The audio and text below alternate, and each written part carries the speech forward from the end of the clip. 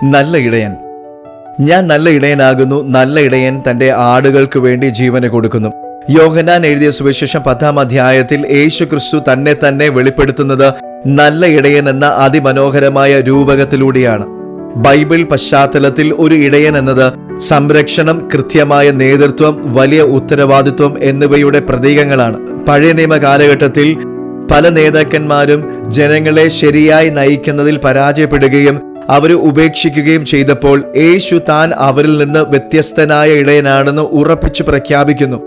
അവനൊരു കൂലിക്കാരനെ പോലെയല്ല. കൂലിക്കാരന് അപകടം വരുമ്പോൾ ആടുകളെ ഉപേക്ഷിച്ച് സ്വന്തം ജീവനെ രക്ഷിക്കുവാൻ ഓടിപ്പോകുന്നു. എന്നാൽ യേശു ആകട്ടെ തന്റെ ആടുകളുടെ സുരക്ഷയ്ക്കായി സ്വന്തം ജീവനെ പോലും നൽകുന്ന വിശ്വസ്തനായ ഇടയനായി കാണപ്പെടുന്നു. ഈ വചനത്തിന്റെ യഥാർത്ഥ ആഴം നമ്മൾ കാണുന്നത് യേശുവിന്റെ ക്രൂശിലെ ത്യാഗത്തിലൂടെയാണ്. ജീവൻ നൽകുന്നു എന്നത് കേവലം ഒരു പ്രസംഗ വിഷയം മാത്രമല്ല, മറിച്ച് ചരിത്രത്തിൽ സംഭവിച്ച ഒരു യാഥാർത്ഥ്യമാണ്. മനുഷ്യവർഗത്തെ മുഴുവനും പാപത്തിന്റെയും മരണത്തിന്റെയും പിടിയിൽ നിന്ന് മോചിപ്പിക്കുവാൻ വേണ്ടി യേശു സ്വമേധയായി തന്റെ ജീവൻ ബലിയായി അർപ്പിച്ചു. ഇത് ദൈവത്തിന് മനുഷ്യനോടുള്ള സ്നേഹത്തിന്റെ ഏറ്റവും വലിയ പ്രകടനമാണ്. ഒരു നല്ല ഇടയൻ തന്റെ ഓരോ ആടിനെ പേരെടുത്ത് വിളിക്കുന്നു. അവൻ അവരെ വ്യക്തമായി അറിയുന്നു, അവരുടെ ശബ്ദം തിരിച്ചറിയുന്നു, അവരെ പച്ച പുൽപ്പുറങ്ങളിലേക്കും ശാന്തമായ നീരൊഴുക്കുകളിലേക്കും സുരക്ഷിതമായി നയിക്കുന്നു. നമ്മുടെ പ്രായോഗിക ജീവിതത്തിൽ ഈ വചനത്തിന് വലിയ പ്രാധാന്യമുണ്ട്. ലോകത്തിന്റെ തിരക്കുകളിലും പ്രതിസന്ധികളിലും പലപ്പോഴും നാം ഒറ്റപ്പെട്ടു പോയെന്നും നമ്മെ സഹായിക്കാൻ ആരുമില്ല എന്ന് തോന്നിയേക്കാം. എന്നാൽ ജീവിതത്തിലെ കഠിനമായ പോരാട്ടങ്ങളിലും ഭയങ്ങളിലും വേദനകളിലും നമ്മെ കൈവിടാത്ത ഒരു ഇടയൻ നമുക്കുണ്ടെന്ന ഈ വചനം വലിയ ഉറപ്പ് നമുക്ക് നൽകുന്നു.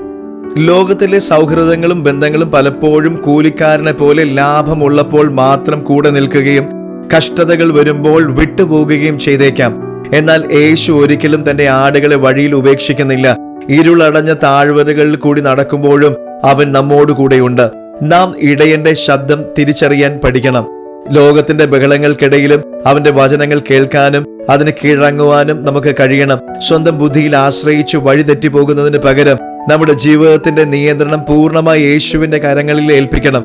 അപ്പോൾ മാത്രമാണ് യഥാർത്ഥ സമാധാനവും സുരക്ഷിതത്വവും നമുക്ക് അനുഭവിക്കുവാൻ കഴിയുന്നത്. നല്ല ഇടയൻ നമ്മെ വഴി നയിക്കുക മാത്രമല്ല, നമുക്ക് നിത്യജീവൻ ലഭിക്കുവാൻ വേണ്ടി അവൻ തന്റെ സർവ്വവും നമുക്ക് തന്നു കഴിഞ്ഞു. അവന്റെ കൈകളിൽ നാം എപ്പോഴും സുരക്ഷിതരാണ്.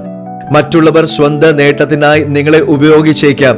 എന്നാൽ നല്ല ഇടയൻ യേശു നിങ്ങളെ നേടാനായി സ്വന്തം ജീവനെ തന്നെയാണ് നൽകിയത്. God bless you.